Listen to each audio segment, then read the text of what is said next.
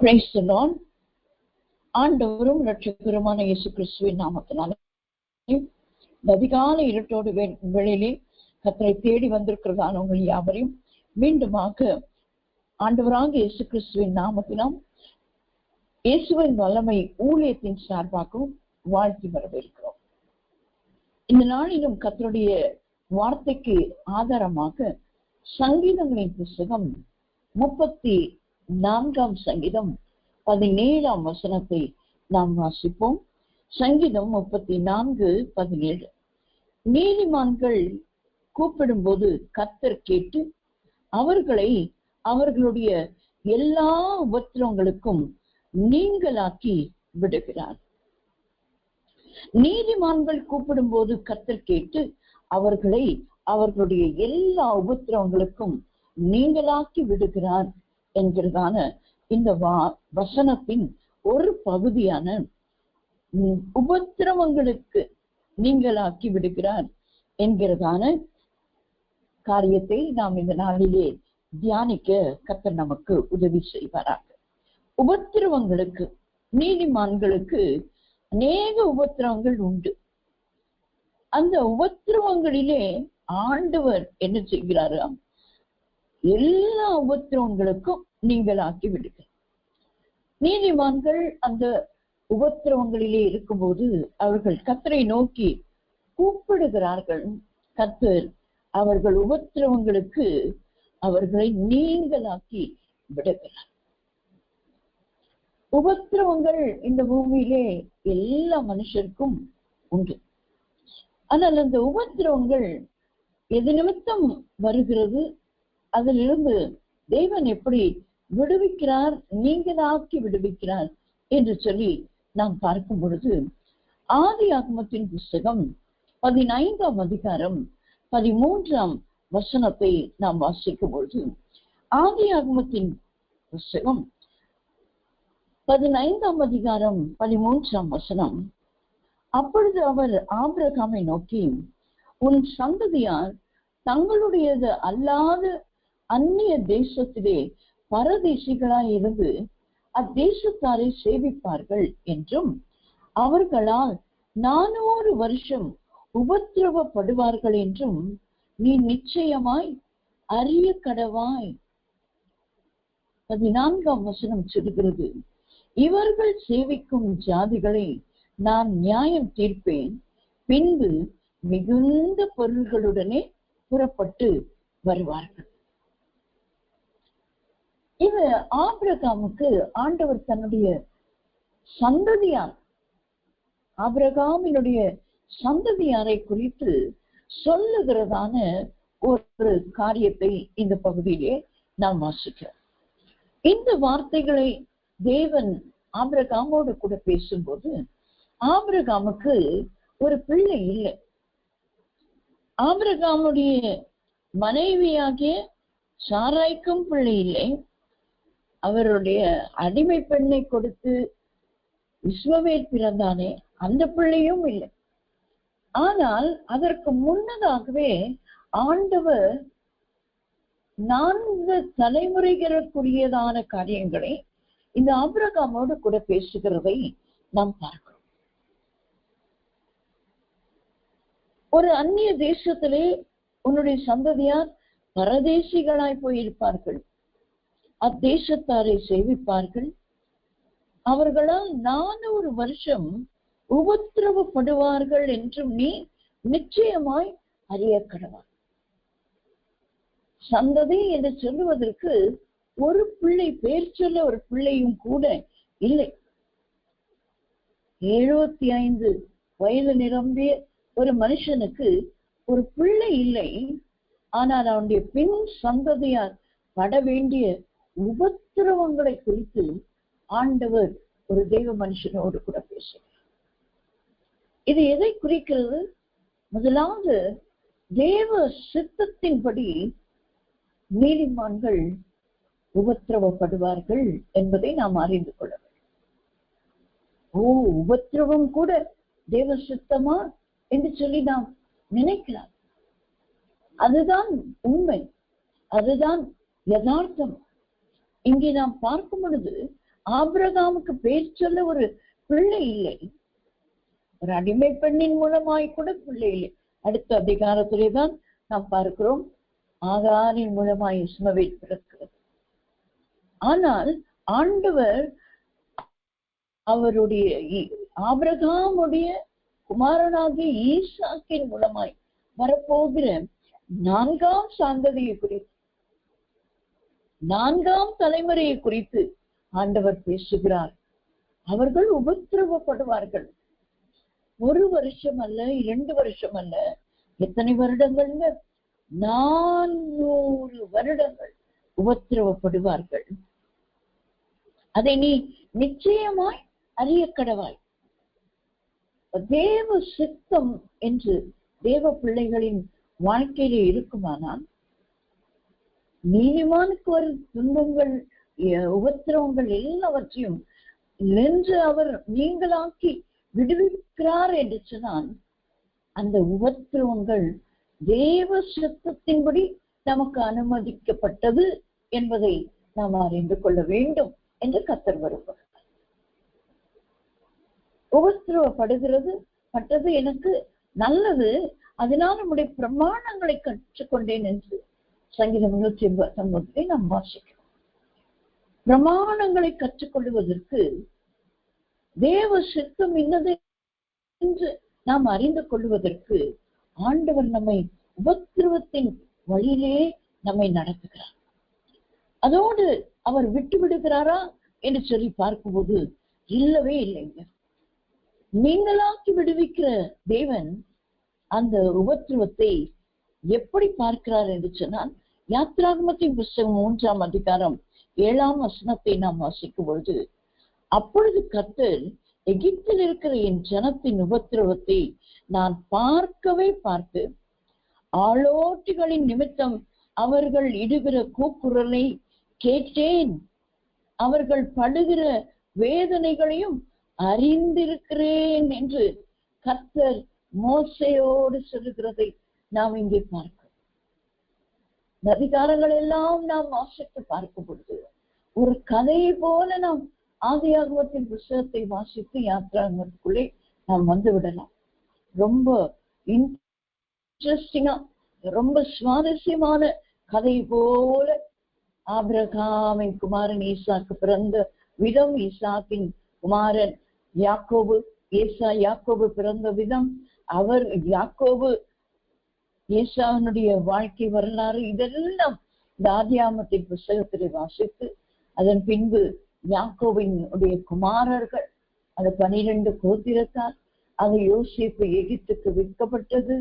எகிப்திலே இவர்கள் எல்லாரும் யாக்கோபின் குடும்பத்தார் யாவரும் போனது வரைக்கும் அந்த ஆதியாகமத்தின் புத்தகம் ஒரு நல்ல சுவாரஸ்யமான ஒரு கதை புத்தகத்தை வாசிக்கிறது போல இருக்கிறது. ஆனால் இதிலே ஆண்டவருடைய சித்தமும் திட்டமும் தெளிவாய் எழுதப்பட்டிருக்கிறதை நாம் அறிந்து கொள்ள முடியும். 15ஆம் அதிகாரத்திலே ஆபிரகாமோடு கூட 400 வருஷ அடிமைத்தனத்தை குறித்து ஆண்டவர் ஆபிரகாமுக்கு வெளிப்படுத்தும். ஆபிரகாம நாட்களிலே அவர் வாழவில்லை. அதன் பின்பு ஈசாக்கும் அந்த நாட்களிலே வாழவில்லை. யாக்கோபும் அந்த உபத்திரவத்தின் நாட்களிலே வாழவில்லை. இந்த 3 சந்ததியார் போன பின்பு அதன் பின்பு இருந்ததான யாக்கோபின் அடுத்த சந்ததியார், அவருடைய பிள்ளைகளும் அவருடைய பிள்ளைகளின் பிள்ளைகளும் தான் இந்த 400 வருஷ உபத்திரவங்களின் வழியாக சென்றார். அப்படியானால் சந்ததியாருக்கு உண்டாகிறதான உபத்திரவங்கள் அது ஆபிரகாமின் நிமித்தமா, அல்லது ஈசாக்கின் நிமித்தமா, அல்லது யாக்கோபின் நிமித்தமா? இல்லவே இல்லை. அது தேவ தீர்மானம், தேவனுடைய தீர்மானம். உபத்திரவப்படுகிறது நல்லது. அதனால பிரமாணங்களை கற்றுக்கொள்வதற்கு ஆண்டவர் உபத்திரவத்தின் வழியாய் நீதிமான்களை நடத்தி சென்று அங்கிருந்து அவர்களை நீங்களாக்கி விடுகிறார். அவர் சும்மா இருக்கிற தேவன் இல்லைங்க. அவர் சொல்லுகிறார், என் ஜனத்தின் உபத்திரவத்தை நான் பார்க்கவே பார்த்து, ஆளோட்டிகளின் நிமித்தம் அவர்கள் இடுகிற கூக்குரலை கேட்டேன். நாம் உபத்திரவத்தின் வழியாக போகும்போது, ஆண்டவரே உமக்கு கண் இல்லையா? புற ஜாதிகள் அதை சொல்லுவார். தேவ பிள்ளைகள் சொல்லக்கூடாது. தேவ சித்தத்தின்படிதான் நான் உபத்திரவப்படுகிறேன். ஒரு நாள் வரும், என் தேவன் என்னுடைய உபத்திரவத்தை பார்க்கவே பார்க்கிறார். பார்த்து கொண்டேதான் இருக்கு. 400 வருஷமும் பார்த்து கொண்டுதான் இருப்பார். நான் பார்க்கவே பார்த்து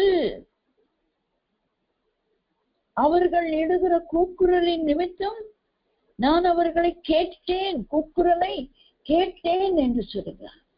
அப்படியானால் இன்றைக்கு உபத்திரவத்தின் வழியாக சென்று கொண்டிருக்கிறதான அருமையான சகோதரனே, சகோதரியே, ஊழியக்காரரே, ஊழியக்கார சகோதரிகளே, நீங்கள் யாராயிருந்தாலும், இள வயதினரோ, முதிர் வயதினரோ, இடைப்பட்ட வயதினரோ, எந்த நாட்டினவரா இருந்தாலும், எந்த மாநிலம் மாவட்டத்தை சேர்ந்தவர்களா இருந்தாலும், ஆண்டவரை ஏற்றுக்கொண்டு நான் உபத்திரவப்பட்டதுதான் அதிகம் என்று நினைத்து கொண்டிருக்கிறீர்களோ,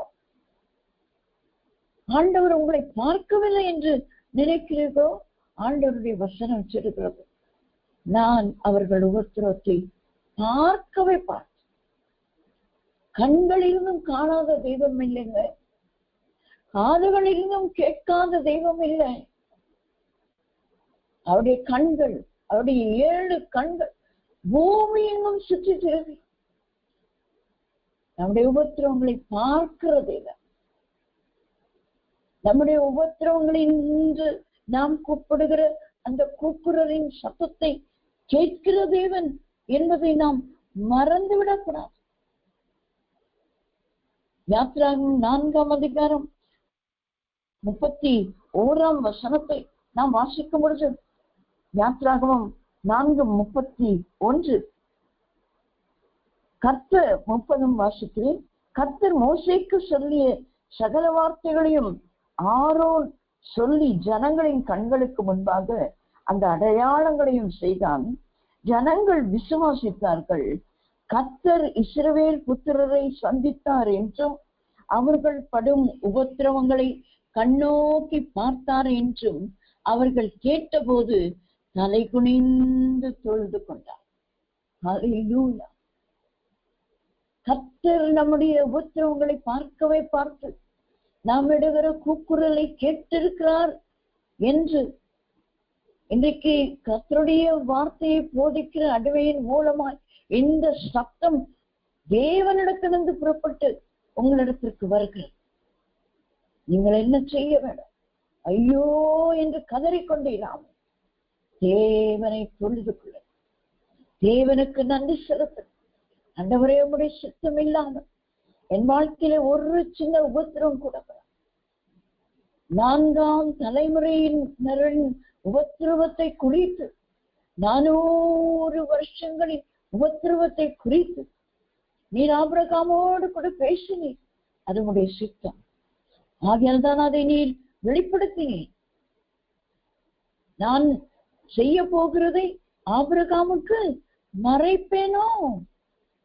அந்த சோதம் குமார பட்டணம் அழிக்கப்படும் முன்னதாக சொல்லுகிறார். ஆண்டவரை சொல்லிதான் இந்த சோதமை நான் அழிக்கப் போகிறேன். அதன் கூக்குரல் என்னிடத்துக்கு வந்து எட்டினது, அதை நான் பார்க்க போகிறேன். அந்த பாவங்கள், அந்த காரியங்கள் அந்த பட்டணத்தில் இருக்கிறதோ என்று பார்க்க போகிறேன் என்று ஆபிரகாமுக்கு அதை சொல்லிவிட்டு போகிறார். சொல்லும் போதுதான் ஆபிரகாம் தேவ சமூகத்திலே நின்று பரிந்து பேசுகிறதை நாம் கேட்டிருக்கிறோம். அப்படியானால் நம்முடைய உபத்திரவங்களை பார்க்கவே பார்த்து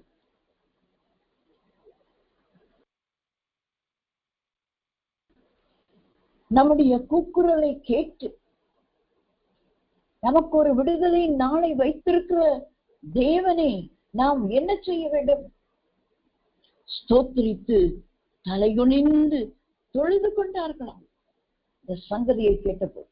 ஆனால் அதற்கு பிற்பாடு அந்த வாதைகள் எல்லாம் வரும்போது மோசேயும் ஆரோனையும் பார்த்து நீங்கள் எங்களை இன்னும் உபத்திரத்துக்குள்ளே தள்ளிவிட்டீர்களே என்றுதான் முறுமுறுத்தார்கள்.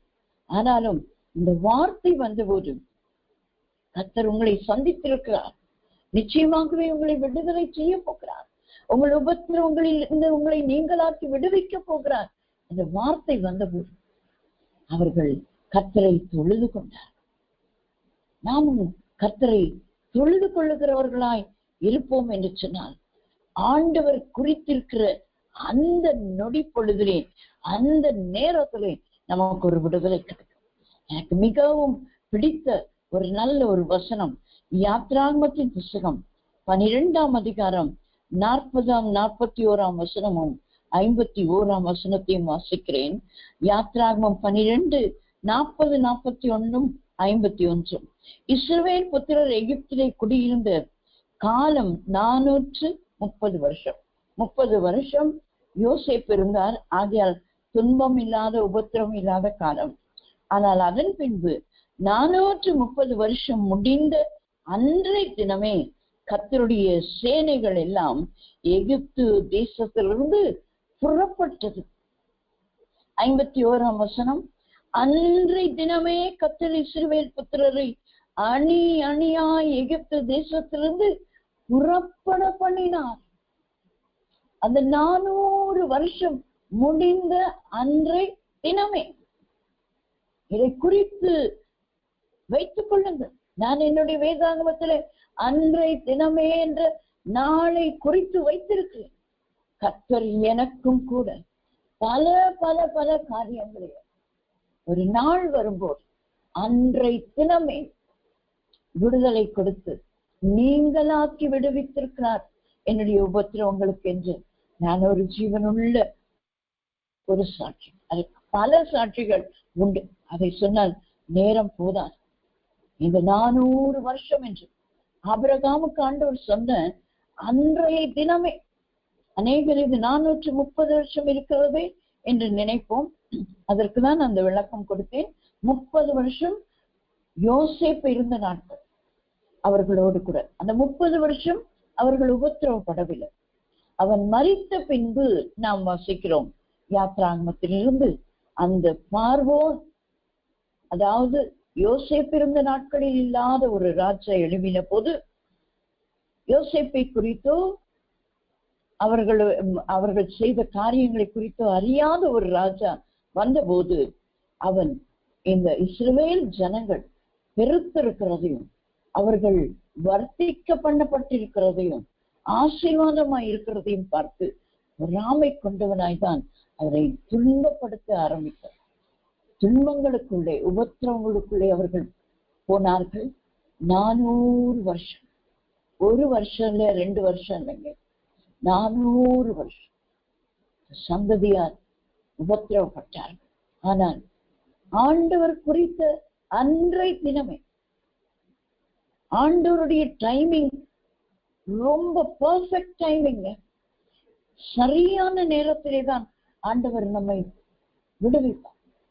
ஒரு நிமிஷமோ ஒரு நொடி பொழுதோ முன்னாலேயும் இல்லை பின்னாலேயும் இல்லை.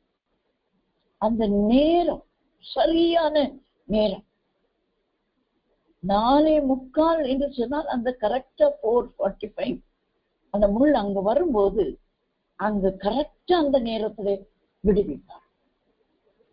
அதிகாலமே என்று சொல்லுவோம். அந்த அதிகாலை நேரத்துல எப்போ நம்ம தேடி ஆண்டவர்கிட்ட வந்திருக்கிறோமோ அந்த நிமிஷம் அந்த நொடி போடும். இந்த வார்த்தையை கேட்டுக்கொண்டிருக்கும் போது நமக்கு ஒரு விடுதலை. இதை கேட்டு நாம் அப்புறம் போன உடனே நமக்கு ஒரு விடுதலை. அது எதை குறிக்கிறது? தேவ சித்தத்துக்கு நம்மை ஒப்பு கொடுக்கும் போது நீதிமானுக்கு அநேக உபத்திரவங்கள் தான் உண்டு. ஆனால் அவைகள் எல்லாவற்றையும் நின்று நம்மை நீங்களாக்கி உபத்திரவங்களுக்கு நீங்களாக்கி விடுவிக்கிறவர் ஒருவர் உண்டு. அவருடைய சித்தத்தின்படி செய்கிறவர்களாய் நாம் இருப்போமானால் நமக்கு ஒரு பெரிய விடுதலை உண்டு என்பதை நாம் அறிந்து கொள்ள முடியும். முதலாவது, தேவ சித்தத்தின்படி மனுஷனுக்கு, தேவ பிள்ளைகள் உபத்திரவங்கள் அனுமதிக்கப்படுகிறது என்பதை நாம் அறிந்து கொள்ள வேண்டும். அதிலே அவர் அந்த உபத்திரவங்களை பார்த்து நாம் எழுகிற கூக்குரலை கேட்டு அதற்கு ஒரு நாளை குறித்து வைத்திருக்கிறார். அன்றைய தினமே நமக்கு விடுதலை உண்டு. இரண்டாவதாக எண்ணாகமத்தின் புஸ்தகம் 33 அதிகாரம் 55 வசனத்தை நாம் வாசிக்கும் பொழுது, எண்ணாகமத்தின் புஸ்தகம் 33 அதிகாரம் 55 வசனம், நீங்கள் தேசத்தின் குடிகளை உங்களுக்கு முன்பாக துரத்தி விடாமல் இருப்பீர்களானால் அப்பொழுது அவர்களில் நீங்கள் மீதியாக வைக்கிறவர்கள் உங்கள் கண்களில் முள்ளுகளும் உங்கள் விழாக்களிலே கூறுகளுமாய் இருந்து நீங்கள் குடியிருக்கிற தேசத்திலே உங்களை உபத்திரவப்படுத்துவார்கள். அன்றையும் நான் அவர்களுக்கு செய்ய நினைத்ததை உங்களுக்கு செய்வேன் என்று சொல் என்று சொல்லுகிறார். இங்கே முதலாவது நாம் பார்த்தோம், தேவ சுத்தத்தின்படி தேவ பிள்ளைகளுக்கு உபத்திரவங்கள் அனுமதிக்கப்படும். இரண்டாவதாக நாம் பார்க்கும் பொழுது, நாம் துரத்தி விடாமல் இருக்கிற ஒரு சில காரியங்களின் நிமித்தம் நமக்கு உபத்திரவம் வருகிறது. ஆண்டவர் சொல்லுகிறான், மோசேயை கொண்டு வழிநடத்தி இந்த இஸ்ரவேல் ஜனங்களை அந்த கானானுக்கு வழி நடத்தி செல்லும் போது ஆண்டவர் சொல்லிக் கொடுக்கிற அநேக காரியங்கள் உண்டு.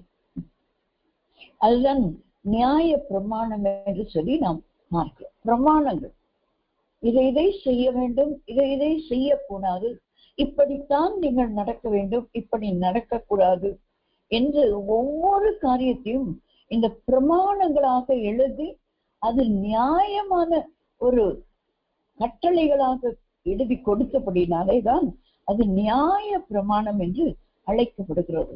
அதை ஆண்டவர் இந்த மோசேயின் மூலமாய் தேவ ஜனங்களுக்கு கொடுத்தார். அப்போ அவர் அதில் சொல்லுகிற ஒரு முக்கியமான ஒரு காரியம், நீங்கள் போய் கானான் தேசத்தை சுதந்திரித்துக் கொள்வீர்கள்.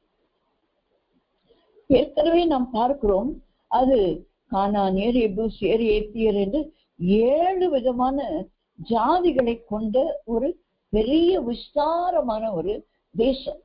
ஏற்கனவே அந்த தேசத்தை சுதந்திரித்து அதை பற்றி கொண்டு இருக்கிற ஒரு கூட்டத்தார் அந்த தேசத்திலே இருக்கிறார்கள். ஆண்டவர் சொல்லுகிறார், அவர்களை துரத்தி விட்டுதான் உங்களுக்கு அந்த தேசத்தை கொடுப்பேன். இந்த சுதந்திரமாய் பாலும் தேனும் ஓடுகிற அந்த கானானை ஆண்டவர் தேவ ஜனங்களுக்கு வாக்கு கொடுக்கும் போது அதிலே சில ஜாதியார் அங்கே இருக்கிறார்கள். அவர்களை துரத்தி விட்டுதான் அந்த தேசத்தை உங்களுக்கு தருவேன். ஒவ்வொரு பகுதிகளிலும் ஒவ்வொரு ஜாதியார் இருக்கிறார்கள் அந்த கானான் தேசம் முழுவதும். நாம் அந்த யோசுவாவின் புஸ்தகத்திலே அவர்களுக்கு அந்த தேசத்தை பங்கிடும் போது நாம் வாசிக்க முடியும். ஒவ்வொரு கோத்திரத்தின் பங்கிலும் ஒவ்வொரு அந்நிய ஜாதியார் அங்கே இருப்பார். உதாரணத்துக்கு கானானியர் இருக்கிறதான அந்த பகுதி, அவர்களை நீங்கள் துரத்த வேண்டும். ஆண்டவர் அவர்கள் அந்த தேசத்தை சுதந்திரிக்கிறதுக்கு முன்னதாகவே ஒரு கட்டளை கொடுக்கிறார், நீங்கள் தேசத்தின் குடிகளை உங்களுக்கு முன்பாக துரத்தி விடாமல் இருப்பீர்களானால், அப்படியானால் என்ன செய்ய வேண்டும்? அவர்களை துரத்தி விட வேண்டும். துரத்தி விடாமல் இருப்பீர்களானால் அவர்களை மீதியாக நீங்கள் வைத்துக் கொள்வீர்களானால், முழுவதுமாக துரத்தி விடாமல் கொஞ்சம் மீதியான ஜனங்களை வைப்பீர்களானால் அவர்கள் உங்கள் கண்களில் முள்ளுகளும் உங்கள் விழாக்களிலே கூர்களுமாய் இருப்பார்கள். கண்களை குத்துகிறதும் விழாவை குத்துகிறதுமாய் இருப்பார்கள் அவர்கள். நாம் அதைத்தான் நியாயாதிபதிகளின் புஸ்தகத்திலே நாம் வாசிக்கும் போது யோசுவாவின் காலத்திலேதான் தேசத்தை சுதந்திரித்தார்கள். ஆனால் அங்கு சுதந்திரித்த பின்பு அவர்கள் அநேகரை துரத்தி விடாமல் இருந்தார்கள். அவரவர்கள் பகுதிகளிலே இருந்ததான ஜனங்களை அவர்கள் துரத்தி விடாமல் இருந்தபடினாலே அவர்கள் என்ன செய்கிறார்கள்? ஒவ்வொரு காலகட்டத்திலே யோசுவாவின் காலத்துக்கு பிற்பாடு அவர்களை வழி நடத்துவதற்கு இஸ்ரவேல் ஜனங்களுக்கு ஒரு தலைவன் கிடையாது. அதன் பின்புதான் ஆண்டவர் இந்த ஜனங்கள் பாவம் செய்யும் போது அவர்கள் துரத்தி விடாமல் இருந்த அந்த கானானியர், அவர்கள் துரத்தி விடாமல் இருந்த அந்த மீதியானியர், அவர்கள் துரத்தி விடாமல் இருந்ததான அந்த ஜாதியாரின் கைகளிலே அவர்களை ஒப்பு கொடுத்தார் என்று நாம் நியாயாதிபதிகளின் புத்தகம் முழுவதிலும் நாம் வாசிக்கிறோம். அப்படி ஒப்பு கொடுக்கும் போது அவர்கள் கர்த்தரை நோக்கி விண்ணப்பம் பண்ணுவார்கள். கர்த்தர் அவர்கள் கூக்குரலை கேட்டு ஒரு ரட்சகனை, ஒரு நியாயாதிபதியை அனுப்பி அவர்களை விடுவிப்பார். இதை ஆவிக்குரிய ரீதியிலே நாம் பார்க்கும் பொழுது நம்மை ஆண்டவர் தமக்காக தெரிந்து கொண்டு நீதிமான்களாய் மாற்றிவிட்டார்.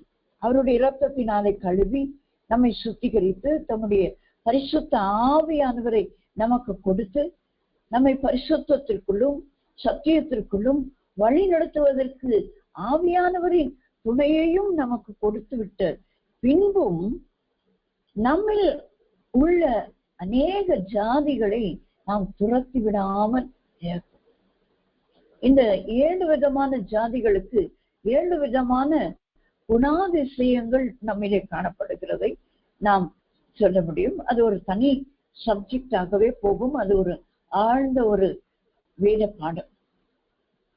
அப்படி நம்மிடத்திலே இருக்கிறதான பாவ சுவாபங்கள், ஜென்ம சுவாபம் என்று சொல்லுகிறோம் அல்லவா, அது தகப்பனிடத்திலிருந்து தாயினிடத்திலிருந்து வந்தது என்று சொல்லுகிறோம். தாய் தகப்பனுக்கு கூட அது போய்விடும், ஆனால் நமக்கு போகாது. ஒரு கோபம், ஒரு எரிச்சல், ஒரு பொறாமை, இவைகளெல்லாம் நம்மை விட்டு போகாத சில அனுபவங்கள் நம்மிடத்திலே காணப்படும்.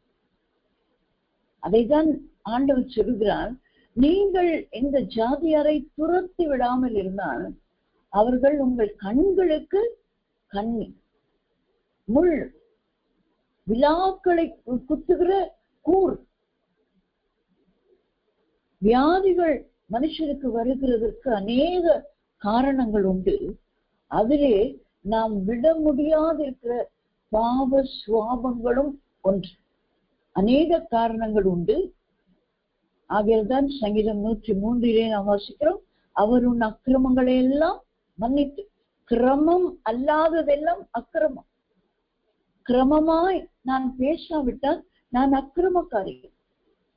கிரமமாய் நான் சில காரியங்களை செய்யாவிட்டால் நான் அக்கிரமக்காரி. இப்ப என்னுடைய கிரமமாய் இல்லாத ஜீவியத்தை ஆண்டவர் மன்னிக்க வேண்டும் முழுமையாய். அப்பொழுதுதான் என் நோயும் குணமாகும். நான் ஏற்கனவே சொன்னேன், அக்கிரமத்தினால் மட்டுமல்ல நோய், பல காரணங்கள் உண்டு. வேதாகமத்தின் ஆதாரத்தின்படியாகவே பல காரணங்கள் உண்டு. எல்லாருக்கும் வியாதி வரும், ஊழியக்காரருக்கும் வியாதி வரும். எலிசா தீர்க்கதரிசி வியாதிப்பட்டுதான் மரித்தார். ஆனால் அவருடைய எலும்புகளிலே அவருக்கு அந்த இரட்டிப்பான வரத்தின் ஆவி இருந்தது. அவர் எலும்புகளில் பட்ட ஒரு மனுஷன், மரித்த மனுஷன் உயிரோடு இருந்தார். ஆனால் அவர் எழும்பவில்லை, அவர் வியாதியிலிருந்து சுகப்படவில்லை. வேதம் அப்படிதான் சொல்லுகிறார். ஆகையால் மற்றவர்களை நியாயம் தீர்ப்பதற்கு நமக்கு ஆண்டவர் அதிகாரம் கொடுக்கவில்லை. ஆனால் வேத வசனத்தின்படி பல காரணங்களால் வருகிற வியாதிகள், ஒன்று நம்முடைய சுவாப கிளை அழிக்கப்படாமல் இருக்கிற காரியம். எல்லாம் செய்வோம், நல்ல பிரசங்கம் பண்றது, ஜெபிக்கிறது, ஆவியில நிரம்புறது, அந்நிய பாஷை பேசுகிறது, ஸ்தோத்திர பலி செலுத்துகிறது. என்னை குறித்துதான் நான் சொல்லிக் கொள்கிறேன். நான் யாரையும் குற்றப்படுத்துவதற்கு எனக்கு அதிகாரம் இல்லை. எல்லாம் செய்யலாம். ஆனால் என்னிடத்தில் உள்ள சில ஜென்ம சுவாபம் போகாமல் இருக்குமானால் அது எனக்கு விழாவை குத்துகிற ஒரு வியாதியாய் மாறும். என் கண்களை குத்துகிற ஒரு முள்ளாய் மாறும். ஆகையால்தான் அப்போஸ்தலனாகிய பவுல் எழுதும் போது சொல்லுகிறான், எனக்கு ஒரு முள் கொடுக்கப்பட்டிருக்கிறது என் சரீரத்தில், அது என்ன என்று சொல்லல அவரு. அது அவருக்குரிய வியாதியோ அவருடைய பலவீனமோ அவருக்கு இருந்த வேற எந்த பிரச்சனையான்னு யாராலும் கண்டுபிடிக்க முடியல. ஆனால் ஒரு முள் கொடுக்கப்பட்டது. அதை ஆண்டவரிடத்துல கேட்டும் ஆண்டவர் அதை எடுத்து போடவில்லை. அது ஆண்டவரால் கொடுக்கப்பட்ட ஒரு முள், அனுமதிக்கப்பட்ட ஒரு முள். ஆனால் நாமே நம்முடைய சுவாபங்களான முள்களை நமக்குள்ளே வைத்திருப்போமானால், அதை துரத்தி விடாமல் இருப்போமானால், நம்முடைய உபத்திரவங்கள் நம்மை விட்டு நீங்குவது இல்லை. ஆனால் அதை துரத்தி விட்டால், ஒருவேளை இந்த இஸ்ரவேல் ஜனங்கள் முழுமையாய் எல்லா கானானியரை, எபூசியரை, ஏத்தியரை, கில்காசியரை எல்லாரையும் முழுமையாய் துரத்தி விட்டிருப்பார்கள். ஆனால் அவர்கள் இந்த அடிமைத்தனத்துக்குள்ளே இந்த நியாயாதிபதிகளின் புஸ்தகம் அங்கே எழுதப்பட்டிருக்கார். அவர்களுக்கு நியாயாதிபதி அவசியமாய் இருந்திருக்கார், ஒரு ரட்சகன் அவசியமாயிருக்கார். ஆனால் அவர்களை அந்த பாதையிலே ஆண்டவர் நடத்தினதினாலே, அந்த உபத்திரவத்திலே நடத்தி அவர்களை நீங்களாக்கி ரட்சிப்பதற்கு ரட்சகனை அனுப்பினது போல நமக்கும் கூட நம்முடைய ஜென்ம சுவாபங்கள் மறிக்கவில்லையா? ஆண்டவராக இயேசு கிறிஸ்துவின் ரத்தம் இருக்கிறது. அவர் நம்மை நம்முடைய ரத்தத்தினாலே கழுவி சுத்திகரிப்பதற்கு நமக்கு ஒரு ரட்சகர் உண்டு. அவரிடத்திலே வரும்போது நம்முடைய உபத்திரவங்கள் நம்மை விட்டு நீங்கி போகும். மூன்றாவதாக நாம் பார்க்கும்போது, எண்ணாகமத்தின் புஸ்தகம் 11ஆம் அதிகாரம் 11ஆம் வசனத்தை நாம் வாசிக்கும் பொழுது, எண்ணாகமத்தின் புஸ்தகம் 11ஆம் அதிகாரம் 11ஆம் வசனம் இவ்வாறாக சொல்லுகிறது. இது மோசேயினுடைய வார்த்தைகளாக இங்கே எழுதப்பட்டிருக்கிறதை நாம் பார்க்க முடியும். அப்பொழுது மோசே கர்த்தரை நோக்கி, நீர் இந்த ஜனங்கள் எல்லாருடைய பாரத்தையும் என்மேல் சுமத்தினதினால் உமது அடியானுக்கு உபத்திரவம் வர பண்ணினது என்ன? உம்முடைய கண்களில் எனக்கு கிருபை கிடையாதே போனது என்ன என்று தேவனிடத்திலே மோசேயே ஆண்டவரிடத்திலே வந்து கேட்கிற ஒரு கேள்வியாக இது இருக்கிறதை நாம் பார்க்கிறோம். இதற்கு முன்னாலே நாம் பார்க்கும் பொழுது, இந்த ஜனங்கள் இவ்வளவு கொடிய ஜனங்களாய் வணங்கா கழுத்துள்ளவர்களாய் இருக்கிறார்கள். நீ அப்புறம் போ, நான் ஒரே நிமிடத்தில் இவர்களை அழித்து விடுவேன் என்று சொன்ன போது, சிறப்பிலே நின்று, ஆண்டவரே, நாங்கள் எகிப்திலிருந்து புறப்பட்டு வந்திருக்கோம், சுதந்திரத்தை கடந்து வந்தோம், இதற்கு பின்பு இந்த வனாந்திரத்திலே நீர் இவர்களை அழிப்பீரானால், புறப்பட்டு வந்த அந்த எகிப்தின் தேசத்தில் உள்ள ஜனங்கள், ஓ இவர்கள் தேவன் இங்கே அவர்களை விடுவித்து கொண்டு போய் அவர்களை வழியே கொண்டு விட்டார் என்று சொல்லுவார்களே, உம்முடைய நாமத்துக்கு தானே அது நிகழ்ச்சி என்று சொல்லி தேவ சமூகத்திலே நின்ற மோசே தன்மேல் சுமத்தப்பட்ட ஒரு பாரம். ஏறக்குறைய அவர்கள் அந்த கானான் தேசத்துக்கு கொஞ்சம் அருகாமையிலே வந்து விட்டாங்க. அந்த பகுதிக்கு வருகிற நேரத்திலும் அவருக்கு இந்த பாரத்தை தன்னாலே சுமக்க முடியவில்லை. பாரம், இந்த ஜனங்கள் எல்லாருடைய பாரத்தை என்மேல் சுமத்தினதினாலே உமது அடியானுக்கு நீர் உபத்திரவத்தை வர பண்ணினது என்ன? உம்முடைய கண்களில் எனக்கு கிருபை கிடையாமல் போனது என்ன என்று சொல்லி தேவ சமூகத்திலே கேட்கிறதை நாம் பார்க்கிறோம். நாமும் கூட அநேக நேரங்களிலே பல காரியங்களின் நிமித்தமாய் நாம் பாரப்பட்டு உபத்திரவப்படும். அது நம்மால் வந்த காரியம் அல்ல, அது மற்றவர்கள் நம்மையில சுமத்தின பாரமாக. முதலாவது நாம் பார்த்தோம், தேவ சுத்தத்தின்படி நாம் உபத்திரவப்படுகிறோம். அன்றைய தினமே நமக்கு மீட்பு உண்டு, நீங்களாக்கி நம்மை உபத்திரவங்களிலிருந்து நீங்களாக்கி நம்மை விடுவிக்கிற தேவன் உண்டு. இரண்டாவதாக நாம் பார்த்தோம், நம்மிடத்திலே உள்ள சுவாபங்கள் நீக்கப்பட வேண்டும். அது நம்மிடத்துல இருக்கும் வரைக்கும் நமக்கு வியாதிகளோ பல உபத்திரவங்களோ வரும். அந்த உபத்திரவங்கள் நாம் அதை நீக்கி போடும்போது அது நீங்கும் என்று நாம் அறிந்து கொள்கிறோம். மூன்றாவதாக, சில நேரங்கள் கர்த்தரே அந்த உபத்திரவங்களை நமக்கு அனுமதித்து அந்த உபத்திரவங்களினாலே அந்த மன்னிக்க வேண்டும், பாரங்களினாலே நாம் உபத்திரவம் மற்ற காரியங்களின் நாமே யோசித்து சில பாரங்களை நம்ம மேலே ஏற்றுக்கொள்வோம். சில நேரங்களிலே குடும்பத்தின் பாரம் நம்ம மேலே ஏற்றப்படும். பலவந்தப்படுத்தப்பட்டு கூட நமக்கு பாரம் நம்ம மேலே ஏற்றப்படும். இப்படி பல வகையிலே பாரங்களை சுமக்கிறவர்களாக நாம் இருக்கலாம். ஆனால் ஆண்டவருடைய வசனம் சொல்கிறது, எனக்கு உம்முடைய கண்களில் கிருபை கிடையாது போனது என்ன என்று சொல்லி கேட்கிற இந்த மோசே 15ஆம் வசனத்திலே, உம்முடைய கண்களில் எனக்கு கிருபை கிடைத்ததானால் இப்படி எனக்கு செய்யாமல் என் உபத்திரவத்தை நான் காணாதபடிக்கு இப்பொழுதே என்னை கொன்று போடும் என்று வேண்டிக் கொண்டார். ஆண்டவருடைய கண்களிலே கிருபை கிடைக்கிறது. அப்படியானால் ஏன் என்னை கொன்று போட வேண்டும்? உபத்திரவத்திலிருந்து அதுதான் விடுதலை என்று அநேகர் நினைத்துக் கொள்ளுகிறார்கள். உலகத்தார் நினைத்து தற்கொலை செய்து கொள்ளுகிறார்கள்.